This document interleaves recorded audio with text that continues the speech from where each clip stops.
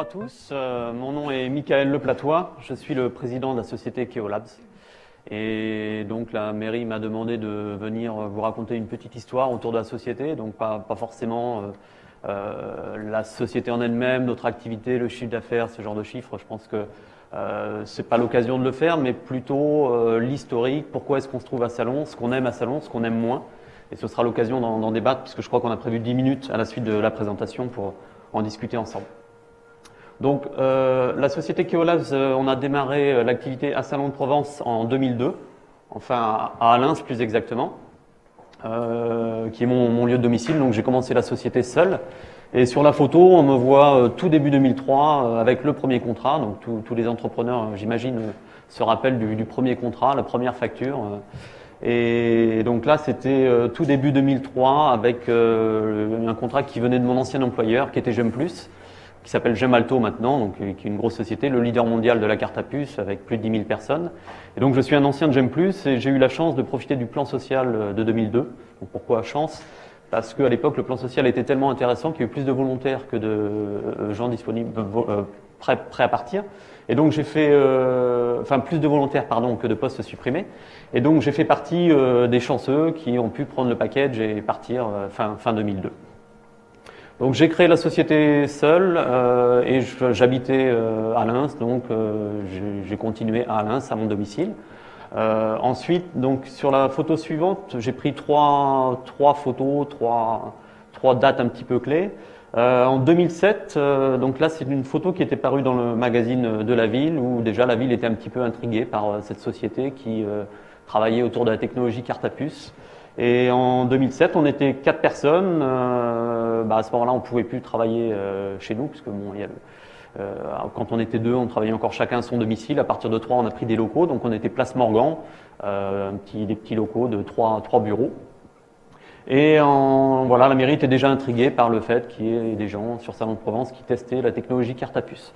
Donc je vous ai amené quelques échantillons, parce que quand on parle carte à puce, on pense souvent à ce genre de carte, ou la carte Sésame Vital, où il y a une puce à contact dessus.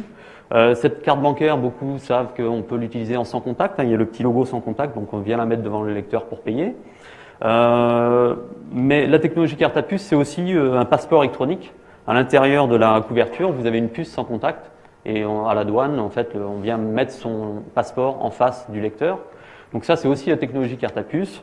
Et le dernier élément, c'est le téléphone mobile avec la technologie NFC. On parle beaucoup du NFC, donc avec son téléphone, pouvoir ouvrir une porte ou avoir des tas d'applications dans son téléphone qui jouent le rôle de carte ou de lecteur sans contact. Donc tout ça, c'est la technologie carte à puce. Et il faut tester, s'assurer que tout ça, c'est bien fonctionnel, que quand on va mettre sa carte française en face d'un lecteur japonais, ça va bien marcher, qu'il y aura interopérabilité entre les deux. Et donc ça, c'est notre cœur de métier. Donc on ne fabrique pas les cartes, mais on les teste. Donc en 2016, donc c'est la photo suivante, on est aujourd'hui 40 personnes situées sur 2 sites. Donc à droite, on voit nos locaux de Salon de Provence qui se trouvent à l'arrière de la Gandonne, près de Pyram, entre Pyram et Jardiland. Donc là, on a des locaux tout neufs qu'on vient de construire, on a déménagé fin décembre. Et à gauche, ce sont nos locaux de Grenoble, on a 750 mètres carrés, tout neuf aussi à Grenoble, qu'on a fait construire il y a 2 ans. Donc aujourd'hui, 40 personnes situées sur 2 sites, Salon et Grenoble, et on a également une personne en Corée. On a un bureau là-bas, parce qu'on fait 50% de notre chiffre d'affaires à l'international. On vend beaucoup en Asie, donc on a Samsung, LG comme client, Toshiba au Japon. Et donc pour supporter tous ces clients-là, on a un bureau en Corée. Donc le slide suivant, pourquoi Salon de Provence? On peut se demander, souvent les gens sont un petit peu surpris de voir une société comme la nôtre ici à Salon. La réponse était déjà dans la présentation, dans l'historique. J'ai commencé seul, à mon domicile, et puis après 2, 3, 5, et puis on est resté à Salon. Donc là, sur cette photo, on voit le petit bonhomme qui est content, le petit smiley. On verra tout à l'heure, il est moins content. Parce qu'en fait, on est vraiment content, enfin, sur ce slide-là, on est vraiment content d'être à Salon, parce que c'est une ville, on voit un nouvel art de vivre en Provence, la phrase clé de la ville, avec un fort patrimoine historique, patrimoine culturel, il fait bon prendre un petit café en terrasse l'été, la patrouille de France. Enfin, quand on parle de Salon de Provence, tout le monde connaît, au moins parce que c'est à l'intersection des autoroutes. On a la gare TGV pas loin, l'aéroport pas loin, on a voilà, nos clients quand ils viennent de l'étranger, il n'y a aucun problème pour venir nous voir. Donc ça c'est le bon côté de Salon de Provence. Donc comme historiquement on se trouvait ici, on y est resté et on était plutôt content. Par contre, sur le transparent suivant, voilà, le petit bonhomme est moins content. J'ai pris quelques photos de la Gandonne où on se trouve. Donc sur la photo de gauche, on voit les nouveaux lampadaires, donc les candélabres, la route, la voirie qui a été refaite. Il y a eu plusieurs millions d'investis par la ville il y a quelques années. Donc c'est beaucoup mieux aujourd'hui que ça ne l'était à l'époque. Mais pour vous dire la vérité, voilà, parfois des clients viennent nous voir et se demandent ce qu'on fait à Salon, ce qu'on fait au milieu de cette zone-là, parce que je vous montrerai un peu l'environnement à Grenoble et c'est un tout autre environnement.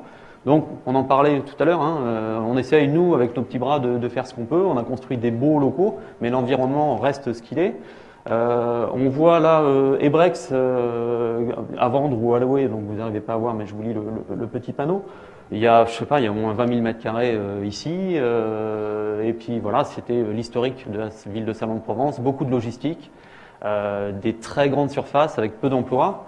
Et bah, aujourd'hui, voilà, ces locaux sont à vendre ou à louer, et sur une zone comme ça, enfin, c'est presque aussi grande que l'extension de la Gandonne dont je vais parler tout à l'heure. Donc on pourrait faire énormément sur ce genre de site.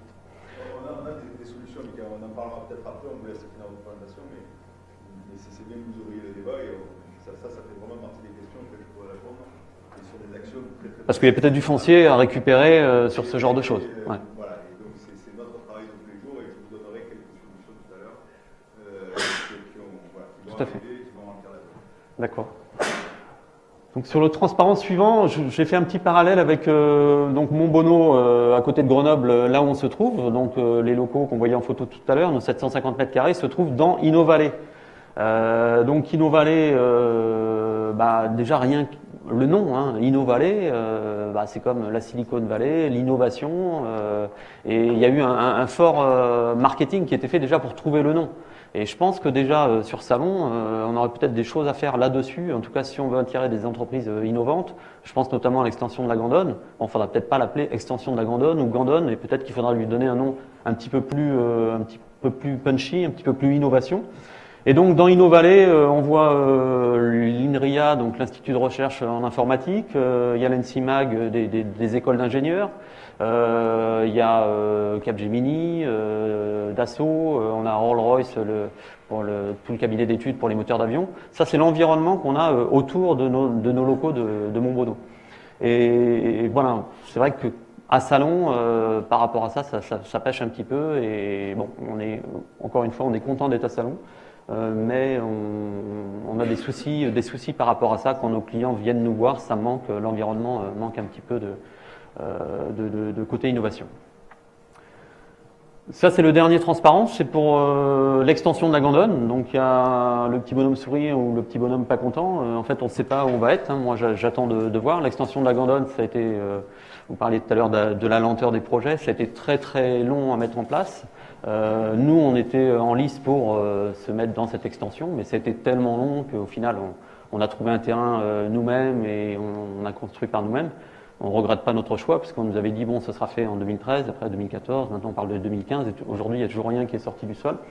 Donc, on attend de voir ce qui va se faire. On nous a dit beaucoup, ça va être des sociétés comme la vôtre, de la haute technologie, mais bon, est-ce qu'il y a vraiment un cahier des charges très précis? Est-ce que vous allez réussir à freiner les gens qui vont vouloir rentrer dedans, qui peut-être des logisticiens ou autres? Et je pense que vraiment cette zone, elle est petite, hein, 40 000 mètres carrés, et il faut vraiment cibler les entreprises high-tech pour qu'on arrive à faire remonter un petit peu le niveau et attirer les entreprises extérieures. Parce que déjà, il faut garder celles qui sont là, mais il faudrait aussi en attirer des entreprises extérieures. Et puis, une question qu'on peut se poser, c'est qu'est-ce qu'il va y avoir après l'extension de la Gandonne? Parce que l'extension de la Gandonne, c'est un petit projet. Peut-être que vous pourrez discuter un petit peu. Est-ce qu'il y a des choses prévues par la suite, et notamment peut-être sur les zones logistiques, donc on va pouvoir en parler. Voilà, donc ça c'était pour ma présentation, on m'avait alloué 10 minutes, je crois que je suis pile sur les 10 minutes. Donc merci beaucoup pour votre attention. Merci Michael.